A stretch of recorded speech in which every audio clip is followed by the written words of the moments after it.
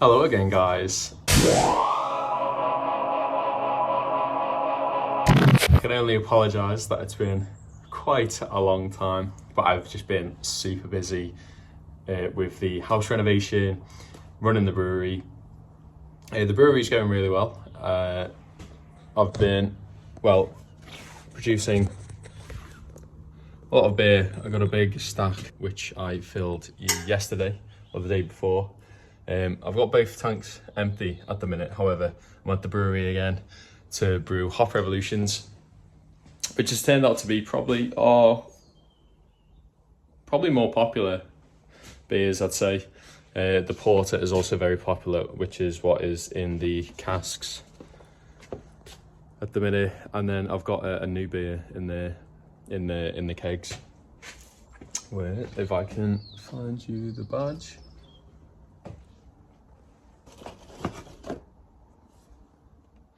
Go with the flow. Don't know if that's backwards or not. It's the Galaxy and Idaho 7. Basically just because we managed to get those hops at a really good price, so we've and I love Galaxy. It's one of my favourites. I know it's a bit controversial, but sod your opinions. So yeah, anyway, I thought because I'd not done a video in quite some time, and also some of you have been very kind enough to kind of chase me up a little bit, kind of ask how I was, which is always appreciated. And yeah, I thought, oh, do you know what? I really need to just at least get one video out there. So I thought I'd bring you along on today's brew day. So we have some Caragold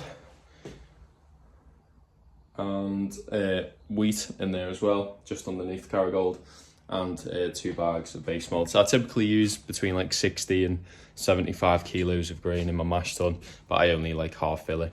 It's a really big mash tun. I do want to push it at some point. Got the canning machine there, the labeler and the duo filler. I ran a purple line cleaner through it the other day, just hoping at some point I'd have some time to start canning. But yeah, just struggling. I've got I can't spend time canning if I've got empty tanks, and then when I've got empty tanks I need to go and pick up the empties because I don't have that many empties, get them cleaned, and it's just a never-ending loop of chasing my tail. It's good fun though. But yeah, let's crack on with this brew day anyway.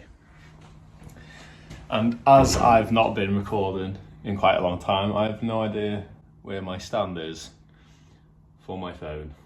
So I start putting water in my mash tun and then basically start mixing the grain as it's filling.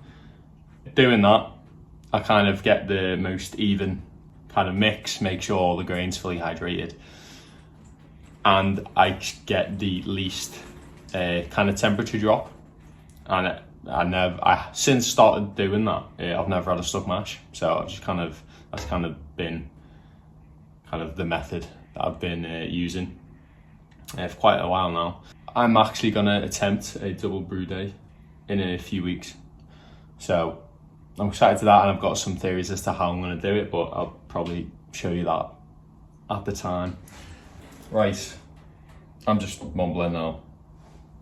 See you after I'm mashed in.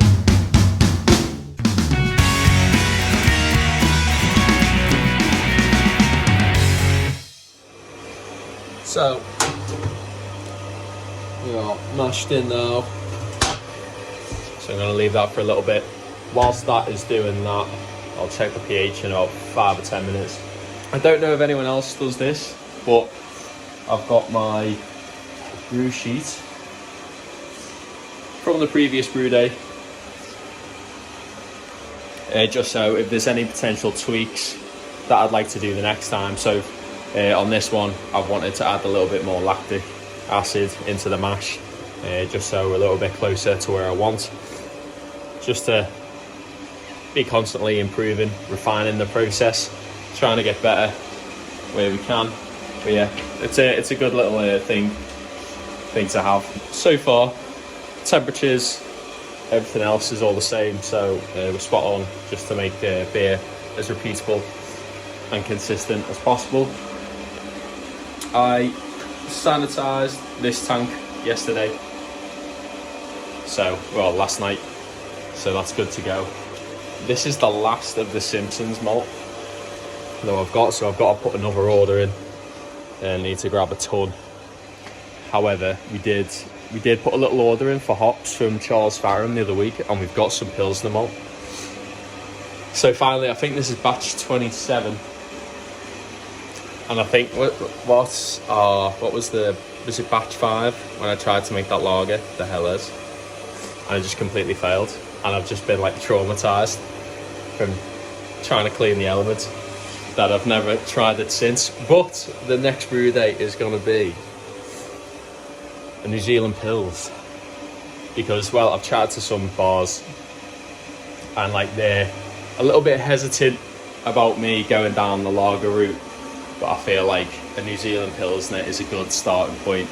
It's a little bit hoppy, it's something a little bit different, but it's more leaning towards the route I want to go down, I think. So I say the route I want to go down, it's because really that's what I love making.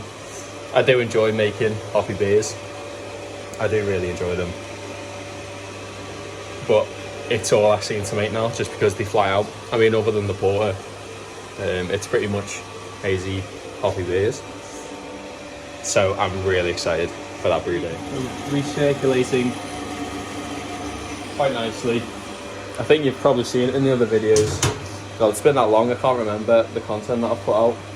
I've got the SS Brewtech Sparge manifold, and it works really well. So right, I'll catch yous in a bit.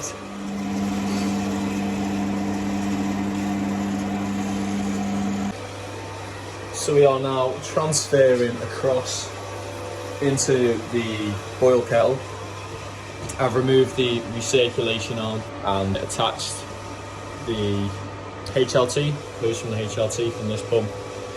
But down there, it also just helps to just rinse out the sparge manifold. So in order to keep the sugar concentrations as high as possible, and just to maximise the extraction, I do like to let the bed get quite low before I turn the water on. I'm just waiting, it might be too dark in there. Heating elements are almost covered, so I can get them on in a second and we can start heating up. But yeah, we're doing quite well for time. It's like 10 to 10. So, made up with that. The wort is looking lovely and clear, which is exactly what we want. I'm trialling a 40-minute mash today. I'm just waiting for the sample to cool down, and we'll see if there's any changes. If I can save myself 20 minutes, then why not? If there's no negative effect. I usually do an hour boil. Today I'm going to try 40 minutes again, just to save time. It's a New England IPA, so there's no real hot side additions until the Whirlpool anyway. So the boil kettle is rather full, and because we high gravity brew, our pH and gravity is still like good quality wort. So I filled the grain farther as well with some of the excess. For the last run-ins, the gravity was 1020, and you can take that down to like 0.05, 0.06 without running too much of a risk of extracting tannins, but also that the pH remains below 5.9. As well, I just kind of aim for 5.8, but you can push it. Basically, I think as long as it's below 6, you're okay. If it goes over 6, your last run-ins, you risk extracting tannins. So as long as it's above 10.05, 10.06, but below 5.9, you should be fine to still use that. Obviously, it's the kind of only annoying thing about high gravity brewing. Obviously, there is a little bit of waste with that. I think that's generally where party guile comes into it, but maybe it's something else I can look at in the future. a clean mash tun, and the grain is at the end of the drive, and I shall take that to the farmer at the end of the brew day. So we are at 98.7 degrees, so we are almost at the boil. The grain father got to the boil about 20 minutes ago. So with the grain father, once that's done boiling, I pretty much just throw that straight into the fermenter at whatever temperature it is. So, well, it'll be about 100 basically. I just realised as well, pour planning on my side. So we've got a pour here, and that's just a blank cap. But like this one, it's got the carbonation stone. And that's my alarm to tell me I'm almost at boiling. Alarm's at 99. Just turn that off. Okay, so we've got 10 minutes to go until the end of the boil. So time for our first additions, and it's just it's Centennial. Try not to burn myself.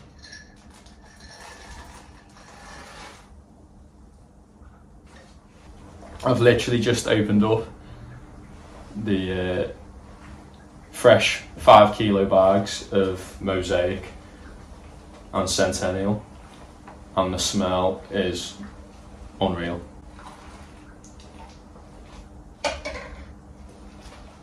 Bloody love Centennial.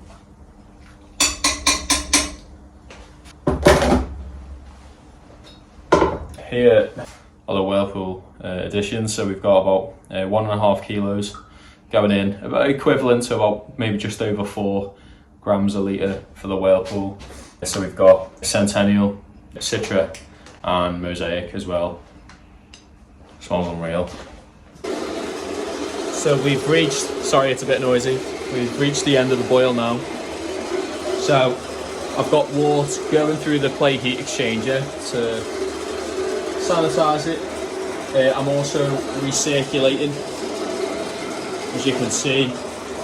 I've not got the water on at the minute, just to heat sanitize the fresh water from the garden hose, and that water comes out here and comes in here through this little valve. So if I turn the cooling water on, now the water coming out. So obviously it goes back into the HLT just to recover the hot water, and then I can use that afterwards then for cleaning the system. Okay, so we are sat, I think that might be backwards, 79.9. Start throwing our additions in now.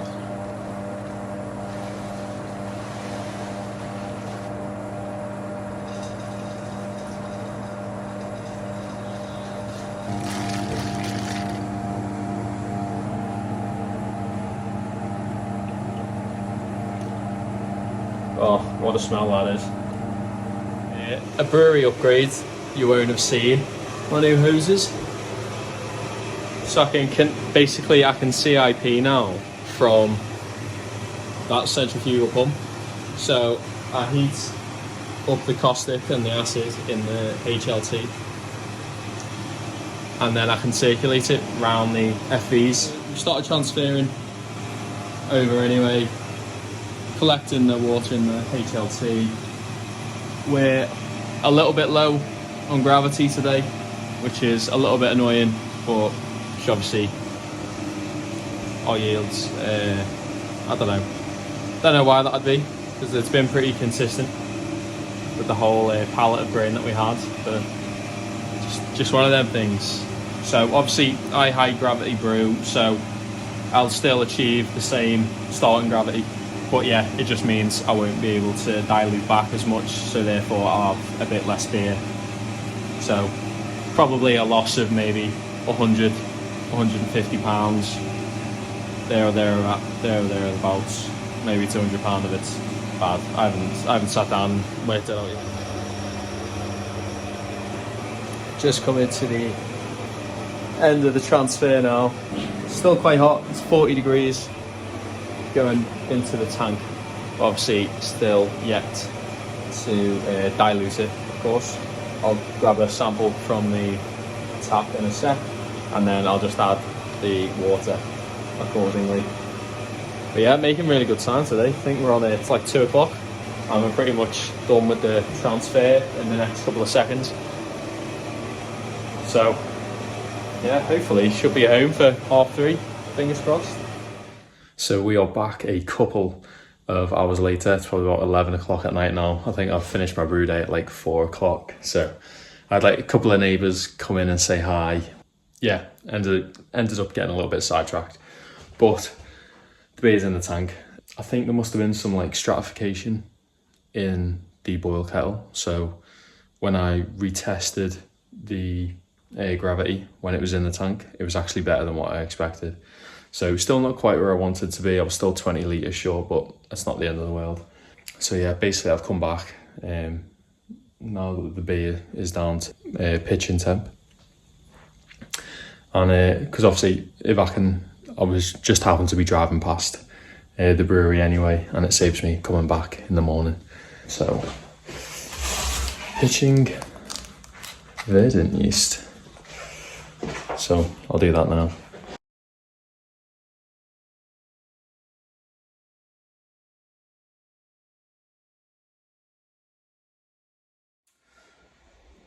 So that is going to be everything for this week. We're a couple of, maybe 6 days after the brew day now. The verdant yeast has just absolutely torn through the beer.